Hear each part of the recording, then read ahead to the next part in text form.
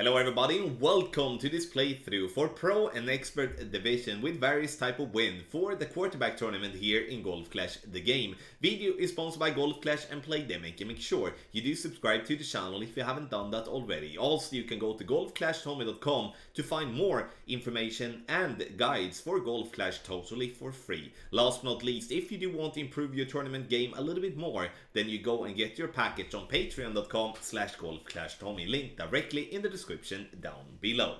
Follow the info box on the right hand side to get yourself the club distance adjustment, the elevation adjustment, also what ball and club type I do suggest you to play with. Have in mind though that the suggestions that I do have is not something you have to follow, but if you follow it, then you will notice that there is always a plan behind it. So enough talking about that, so let's go to hole number one.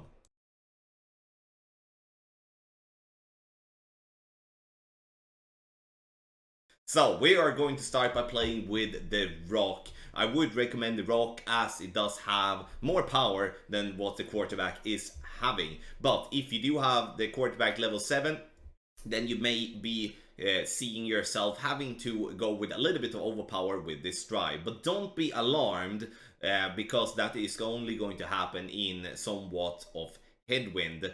Maximum distance with a 20% over adjustment. I'm using 3.5 bar topspin and 2 bars of side spin to the right. Here you can also use another power 3 ball that has more wind resistance if you want to, but I'm sticking with a Titan here as I do feel that it's not really gonna benefit me loads to spend another Kingmaker. Second shot, we're gonna try to catch the funnel using 4.8 bars of backspin when we do have a little headwind.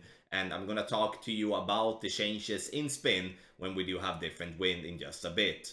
Aim for the top of the yellow ring to be at the edge of the fringe with ball guideline going through the hole. You can see it goes up the hill to fall back down, and that is exactly what we are looking for. This shot, I play 64% slider, but I would say that this one is a 0.1 under adjusted in my opinion, so we should technically be playing this one 67 or 68% slider combined with 10% over adjustment. Again, if you're not using a slider, then you go medium distance and you're adding in this case 4 decimals.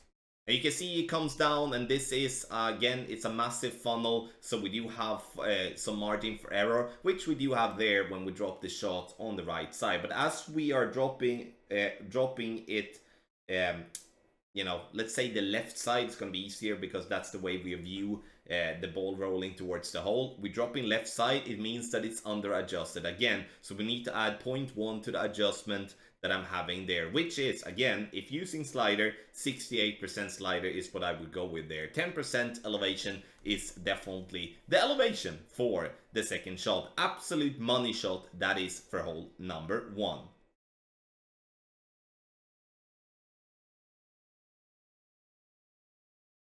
So let's take a look, and we start off with somewhat almost a dead on straight tailwind. And I will be playing here with, as you can see here, half a bar of backspin and half a bar of side spin to the right, and having half of the red ring outside the rough to the right, starting at +2 with sniper 10. Playing with sniper 9, you start at +4, and when it comes to sniper level 8, you're going to have a different plus yardage there as well. Maximum distance +25, and then we are going to take our shot. We will bounce nicely into the rough. Speed wise, it's coming in nicely, but unfortunately we are a little bit low on the side spin there. Need a little click more, then we will get that one to drop. The reason we do play the funnel here, the reason we play the rough bump is due to the funnel. There is a massive funnel that if you hit that groovy spot, it will most definitely drop on you every single time. And I do believe that this is going to be a shot where we're gonna drop more or less every time with perfect. Now, we do play with 0.2 bars of topspin, 1.5 bar side spin to the right. Sorry, half a bar of topspin, not 0.2. Starting at +2 with the yellow ring to the right by the rough line, and with the top left of the blue ring by the leaf that is in the rough there on the left. And you can see that the ball guideline was not going to the hole, it was going to the right of the hole, and that is because we do want to compensate for the push we're getting from the wind. And the ball comes in maybe a smidgen too hot, but we're getting that one to drop as we get into that funnel, which we do enjoy. Maximum distance plus 25 is what we're gonna play in crosswind and tailwind. The only thing that we could have in mind that in direct headwind we may need to use a wind resistant ball to make sure that we're not gonna go in between clubs.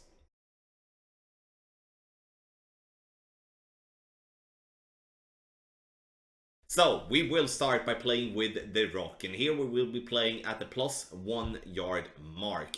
If you play with the rock level 8, you start at +2. The rock level 7 will in that case start at +6. So we use max left spin. I'm also using 3 to 4 bars of top spin, depending on what type of wind I'm gonna have. Now we do have a little bit of headwind, so it's better to use around 3.5 bar top spin in my opinion. Ball just to the left side of the ball, just outside the adjustment range to the left in curl, and we do want to get this ball up to a fair distance here on the fairway, which in this case is 319. Second shot, we do play with the sniper, and here we will be somewhere between medium and maximum distance of our club. Very important that you're trying to estimate the distance to pin as good as possible. Using 1.2 bars of backspin, ball guideline just slightly through hole when we do have a little bit of headwind, so we don't fall short in line. Here I make an adjustment that is 1-1, and looking at the result afterwards, we should in that case have adjusted a little bit less and should have played this one approximately around 7.1 rings for 7.3 miles per hour. You see here, bounces nicely on the fairway. Speed-wise, it's good, but we just burned that edge on the left-hand side. So deduct 0.2 there, 7.1 miles per hour. So like a 1-1 minus 0.2 from 319 yards will give you a very close or getting the ball in the hole. So let's take a look at what we should do if we do have a tailwind, which obviously will be an advantage when it comes to getting the albatross or not. With more or less a straight tailwind, we shall try to get over to the fairway that is, up after the water. So we start by using the club that gives us the most power possible. In my case, Apocalypse level 6, and I will be using 5 bars of topspin for this drive. Maybe we could squeeze up to do 5.2 or 5.5, but the most important part obviously that we do get over the water and that we do not roll into the rough at the top. See that we do have the inner ring just by the rough line. We adjust maximum distance plus 10, and then we shall push up to absolute max once we are done. No overpower whatsoever. I'm basically using topspin here to either, add more topspin or reduce topspin to just compensate for where we are going to bounce our first bounce. And it's very important to actually do that, in my opinion, as using overpower here will create a situation where you risk going into the rough or into the sand more than if you're not gonna do that. Second shot, we will be playing with a 10% over adjustment as well. This is not the same as the sniper shot already shown, and this is going to be a very good chance making an albatross. And I would say that this is going to be a must albatross if we are looking to have this type of wind in the weekend round. One backspin, one right spin, basically using the right spin to align with the wind, and then the backspin to not having to aim with my first bounce as close to the rough line. I do play this one in between medium and maximum distance of my club. It's very important that you do build yourself an own reference using yardage notes or using the pin check method or any other type of reference that will get you a more clear adjustment in this situation. We bounce nicely on the fairway, zooms in, right that pin for a beautiful albatross here with tailwind. And obviously this shot is much easier to perform on than what we do have with the sniper. So depending on what wind, here you have two options to play hole number 3.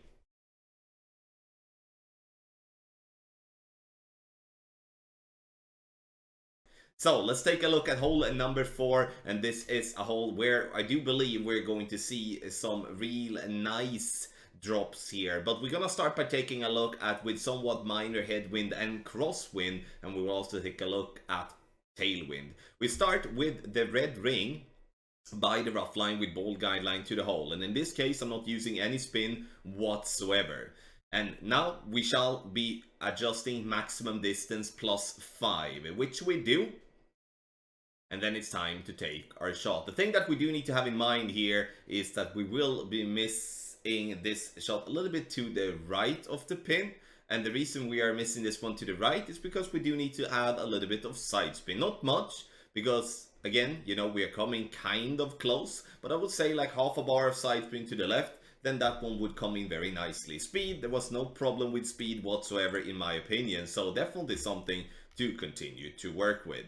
So we are going to take a look at one extra here, and that is going to be in tailwind. So we start with same type of way, top of the red ring by the rough line, ball guideline to the hole. But as we do have tailwind, we do need to add a little bit of backspin. So I'm adding 0.8 bars of backspin and half a bar of side spin to the left. 8.3 is going to be adjusted for with the adjustment maximum distance +5, which we keep in the same way as we did in crosswind. The only thing that we are correcting here basically is the spin for this type of shot. Perfect ball, and we will see this ball bounce very nicely on the fairway, and then we will get that little zoom out, which we know it's going to be close, and we're dropping that one on the left side of the pin, which I take all day and every day because it's always lovely to make a hole in one. I do believe this is going to be par 3, same as hole number 2, which we are going to have a very good chance when we do hit perfect to get to drop multiplied times.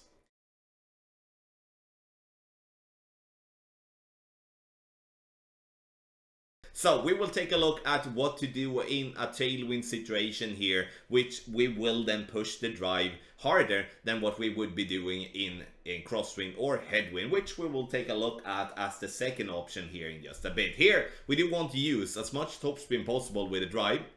So even if you have Apocalypse level 8, use Apocalypse level 8. But obviously, if you do play with only 4.5 bar topspin, you can still play the same type of drive. You're just going to have yardage that is less in that matter. Maximum distance ±0. So no elevation. We push up to max, and then we go full beans, full overpower, trying to gain as much distance possible on this fairway. I would say that if you do have big boy clubs like Apocalypse level 7, level 8, and you play with a Berserker or a Snow Globe type of ball, which has very low wind resistance, or if any, with a Snow Globe ball, and you have a direct tailwind, you could reach over the final piece of rough and have a very, very good chance for an albatross, but that is only for a direct tailwind. Second shot, now we are somewhat in between clubs here, so we're trying to use as much backspin possible with our Grizzly. So if you do not have a Grizzly in a higher level, I would recommend you to play with the Goliath to keep yourself having backspin for this type of shot. But obviously Grizzly is going to be superior, as it does actually have the ball guideline combined with the backspin for this type of shot. But you're going to have to adapt a little bit based on your position here, so it's not going to be exactly the same situation every single time, because every time we do go with a drive that has overpower, we will see an inconsistent result from time to time. Adjustment with a 10% elevation, trying to judge the club distance, hitting a great left, and gladly enough, you know, or lucky enough, I did I did misjudge my club distance. So a great left actually got that in the hole. A perfect would then have missed on the right hand side. So in tailwind, we push the drive hard. Let's take a look what we would do if we cannot get over the first piece of rough with our drive. For the option where we do have a headwind here, we cannot go over the rough directly, as already explained. Here I wanted to use as much topspin possible, and then you may be wondering, why do I not use the max topspin with Apocalypse level 8? It's because I do want to demonstrate a drive that is going to be similar to a driver that do have 6 bars of topspin instead, so we're not limit ourselves to play with a big boy drive. Maximum distance, no elevation. We go max overpower because we will not reach to the rough even if we go max overpower. A great left is okay if you're using side spin like I'm doing there. So I'm always using max side spin to the right to counteract the push the ball will have when it bounces the first time on that slopey fairway, as you could see. Second shot, we're going to play with a Guardian, and the reason we play with the Guardian is because we do want to utilize its backspin. No, I'm not going to use the slope that is on the back of the green. I will be using just a normal backspin shot with the Guardian. That is something that I've been playing actually a fair amount, so I feel that this one is a good shot. Now when we do have a little crosswind, we need to offset to the right of the pin. When we do have a headwind, we also need to offset above the pin. So I am 2 greens, 1.5 green square to the right, and 3 green squares above the pin for my adjustment. Here I play 1-to-1 with the Guardian level 9, which is very close to medium distance plus 10. Perfect ball, and we will notice that the ball bounces nicely and it comes back towards the pin with okay speed, you know, and we just make it snuck in on the side there of the cup. This is a tough one to drop if we do have this type of wind, but the Guardian gives us an opportunity, which I would believe is actually a good one, but we obviously have to hit perfect.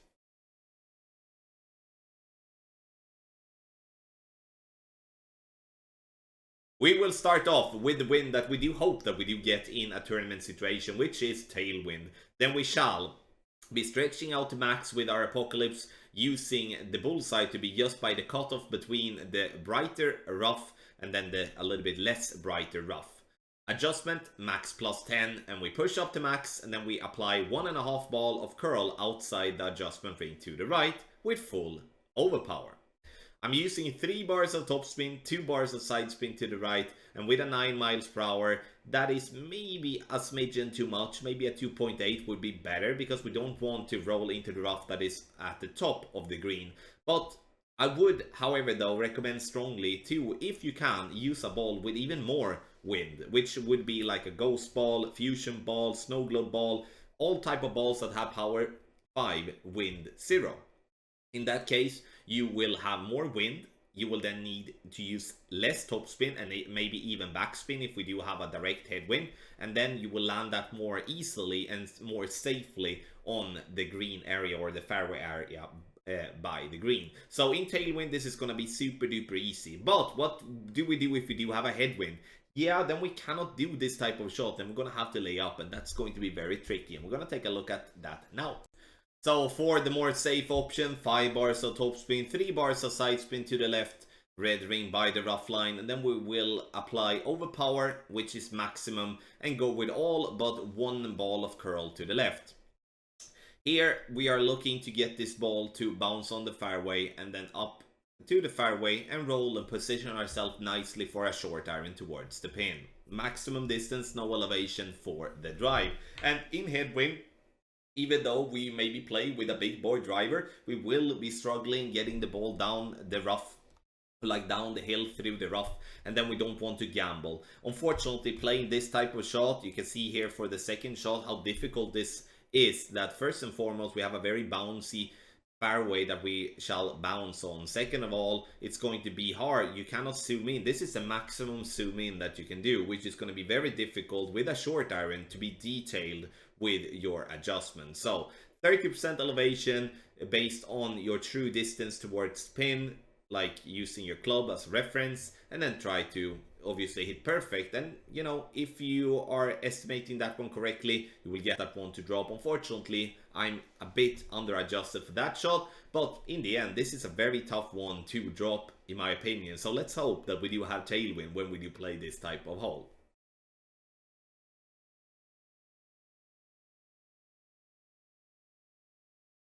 So let's get to it, and here I will be playing with my sniper level 10. I'm using the +8 yard mark to be the spot that I want to. Red ring by the sand trap line, and then I'm applying 4 backspin, 2 bars of side spin to the right. And looking at the ball guideline just makes the ball guideline look extremely weird, because it looks like we're gonna go super short, but this hole is somewhat famous for the fact that the ball will be affected a lot by the wind. Like, and I would call this to be affected more than generally when it comes to playing par 3s or par 4s or par 5 for that matter. Maximum distance +20 is what I'm using, and then we are trying to hit perfect. Bounce nicely on the fairway and getting the ball to come in here, and we are just missing that one to the right hand side. We are close. Need to reduce a little bit of side spin, like a 1.8 bars of side spin to the right would be better than 2.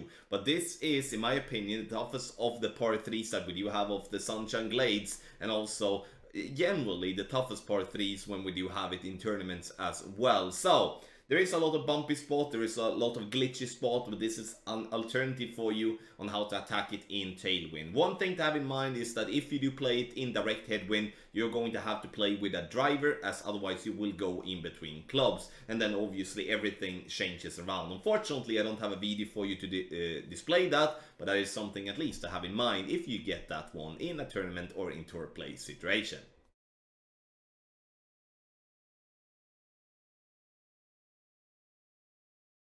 So let's take a look, and this one we are going to start by playing a conservative line, trying in this case CS layout for a nice short iron dunk. So we start by using a kingmaker, using as much side spin to the left possible, which is 3 bars. And I'm also using 5 bars of topspin. So have in mind that this shot can be played with basically whatever apocalypse that you do have, because it will have 5 bars of topspin or more. Red ring by the rough line to the left. Adjustment is maximum distance plus 10, and then I will be applying curl to the left, which is the left side of the ball to be just by the outside line of the adjustment ring to the left. Great ball to the left, and luckily enough we do not clip the rough with our first bounce. We're getting it nicely down the fairway, and now we're going to find ourselves very close to the green. Now look at this green, look at how bumpy this green is, right? So when we do have such a bumpy green, the only way for me to attack this one, in my opinion, is to go for the dunk, to eliminate the glitchy spot, the bumpiness that is impossible to control and get a fair adjustment at. So the thing that you do, you add as much backspin possible, looking at the blue arrows that you can see that is very small, and then you aim for the back of the cup. You adjust according to your club distance. So if you are in minimum distance, you adjust minimum distance. If you're not, then you adjust whatever it may be. Here I am, you know, maybe a decimal or 2 under adjustment, but the beauty with the dunk is that you do have some margin of error. So if you are a decimal off or you're adding too much, then you in that case will still be having a very good chance making a drop here. And I would say that the dunk is the option to go with, and not trying to do anything stupid when it comes to trying to bounce on that bumpy fairway. If we do not want to go this route and we might want to go a little bit more aggressive, then we're gonna take a look at that now. So I do think that I've found a very nice and firm spot on this fairway pad here. I'm using 7 bars of topspin and then 2 bars of side spin to the left. So I would not recommend to play this shot if you don't have at least 6 bars of topspin on your driver. Now, we're looking very closely on the top of our ball guideline. I am a little bit too high up in my opinion. We do want to have the third bounce to be in the middle of that rough. Adjustment is going to be maximum distance plus 10. And once that is done, that if we do have a wind like this, when we do have a wind coming left to right, I will counter curl it by using left side of the ball to be halfway into the wall to the left. That is the same that I would do if the wind would be coming from the right to left, but obviously opposite amount of curl. Bouncing nicely, and now we are lucky to get this ball to stop before the rough, but I rather play with these type of margin that I, you know, risk going too long than going too short and risk the water, because going into the rough that is behind the green is such a short rough iron, which you can actually drop even with a great ball. So I do think there is value playing this type of shot if the wind allows. But this, no matter what type of wind we're gonna have though, should be an eagle from second tee.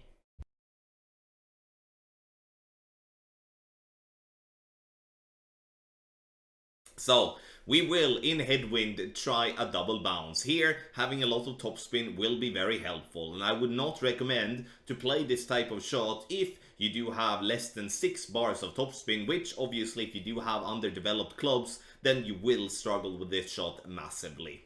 Adjustment maximum distance plus 20, and we're not looking to do a single bounce over the rough, we're looking to do a double bounce. Yes, it actually is a very consistent way of playing this drive in some sort of headwind. That is as well in crosswind if you don't feel comfortable going with overpower. If having tailwind on this drive, we go with a single bounce over the rough, because that is obviously going to be much easier.